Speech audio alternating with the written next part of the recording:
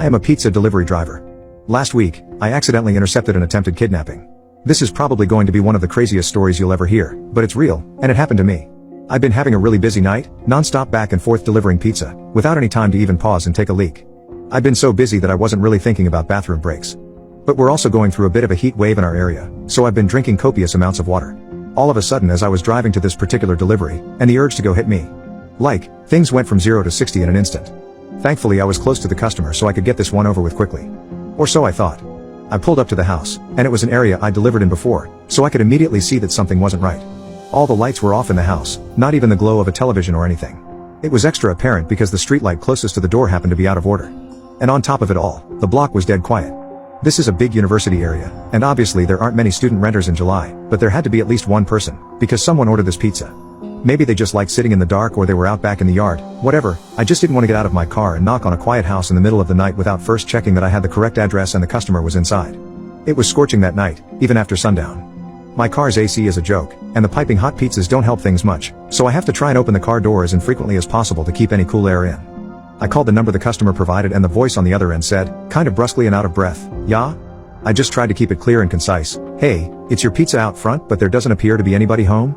And the customer replied, still gasping for air, "Yeah, I'm not home." I had to pee so badly by that point that I was much less patient than I'd otherwise be with a customer right out of the gate. "Well, then we're going to have to terminate the order, because I've arrived in the stated delivery window and you were supposed to pay in cash, so, I don't know what to tell you. Plan ahead next time."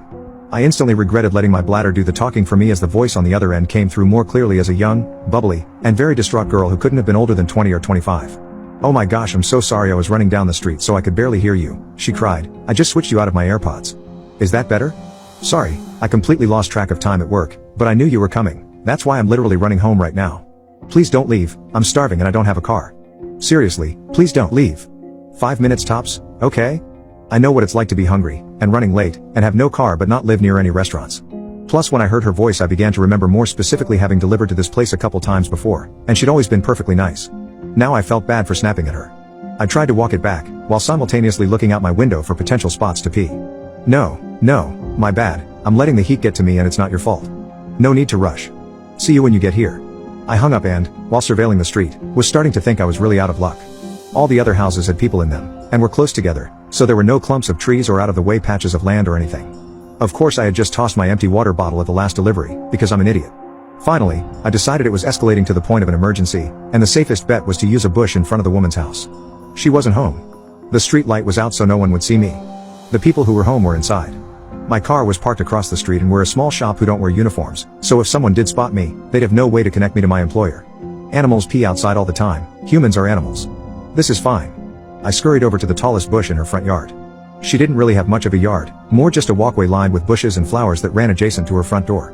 The biggest cluster of bushes, the only one where I could be sure there would be no visible splatter on the side of the house, was about 4 feet from her door. I looked both ways, unzipped, and let fly. After the initial millisecond of relief, I noticed the sound was way off, more like pissing on something solid than something leafy. I started panicking, thinking I'd aimed wrong. But once I start, I can't stop midstream, so I kept squinting into the darkness. To see if maybe I was hitting a key rock or something and could just move a few inches over. Instead, all of a sudden, I heard a way more concerning noise. A deep voice exclaiming, "What the F?" And before I could turn around, assuming I'd been caught by a neighbor, a man came leaping out of the bushes. He blew by me, brushing my golden shower off him as did. He spit pretty emphatically on the ground, so I think I might have beamed him right in the face. I didn't see where he went after a few paces but, though this next part is kind of a blur, I do think I remember hearing a car screech out from a bit further away after a minute. I'd gotten some night vision by that point so I was able to make out his height, build, and outfit, but only the most general details of each. I was in such shock that I didn't even put my John away. I just stood there trying to figure out what had happened.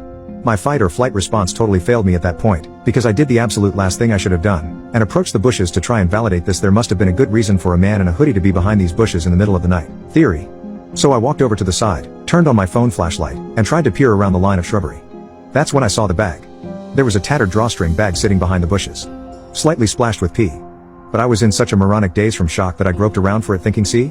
This is it, this will explain why he was back here. It explained it. Once I maneuvered it over and pulled it open I saw a sharp knife, a roll of duct tape, and a bottle of pills. The delusions officially broke at that point and all the adrenaline, endorphins, and self-preservation instincts that had been suppressed kicked in 10 times over. I became whatever the opposite of dazed is. More laser-focused than I have ever been in my life, with one singular goal, get back to my car. I dropped the bag, booked it across the street, got in my car, and slammed the pedal to the floor before the door was even all the way closed. I went as far as I could as fast as I could until I hit a red signal, then I pulled off to the side and realized I shouldn't be driving any more than necessary in the condition I was in. I pulled into the parking lot of a 24-hour drugstore and took a breath. I was finally calm and coherent enough to zip up and formulate a plan of action. My first lucid thought was, who do I call first, the police or the girl whose house that was? I thought about it for what couldn't have really been more than 10 seconds and decided, okay. I am in my locked car with the engine running. If trouble starts, I can drive away. I know something's up, she might not, she needs to know not to keep walking in that direction. But as I was dialing her number, it occurred to me, what if there was no girl? I thought I remembered delivering to that house before, but what if I was wrong? What if the girl on the phone was just a decoy to get me there to rob me, or worse? Every pizza guy on the planet has seen the Evil Genius documentary by now, so I thought she called me all out of breath. She wasn't home. The whole thing was off, can't risk it, I'll start with the cops. I called 911, the operator was very helpful in keeping me calm, because I was a complete wreck by this point. He kept assuring me that someone would be there soon. I kept telling them they had to get there before the girl did, but I was trying to express 3 thoughts at once, and really damaging my own credibility. Finally they basically just asked me to stop talking and stay on the line. But that was when I saw an incoming call from the customer. I couldn't answer it without disrupting my 911 call, so I just ignored it. But then she sent me this text like, "Hey, I'm here, don't see you?" I told 911 she was there and they said officers were only minutes away. But who knows how long that meant. Especially after I'd given such a scattered account of the events in my panic. I just felt overwhelmed with guilt. Because my rational mind said the odds of her being a decoy girl for some large scam targeting pizza guys were low and the odds of her being the intended victim of a predator were high. So I put my 911 call on mute and turned back, heart absolutely pounding out of my chest, compulsively muttering shoot shoot shoot shoot, the entire way. Then I took 911 off mute and told them I had returned to look for the girl. They weren't happy about that, but I saw her meandering past the parked cars in the street looking to see if one was mine, and I waved her down, flashing my brights.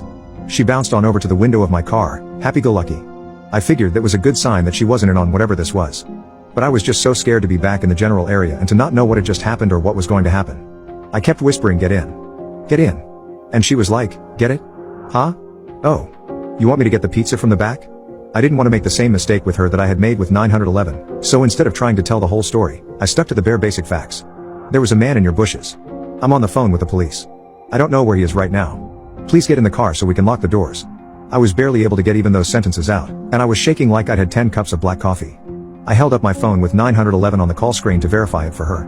I thought that was why she got in the car with no further explanation, but it turns out that wasn't entirely it. "Are you still there? Is she with you? Are you safe? Is anyone else there?" 911 kept checking in, not knowing who the third party I was talking to was. I reassured them, and we drove, more cautiously this time, to the location 911 instructed us to wait at.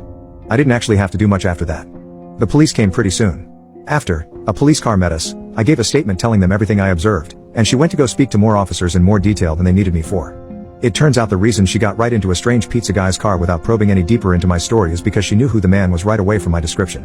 She had an ex-boyfriend who was apparently psychotic enough that he immediately came to mind from hearing "There's a guy in your bushes." She later called us to thank me and insist on leaving a huge tip. I wasn't there when the call came in, so the kid who answered didn't know to refuse to accept the money. But the manager already promised the next time we see her we can load her up with enough one free pie cards to last a lifetime. Easily the scariest thing that has ever happened to me, on the job or off.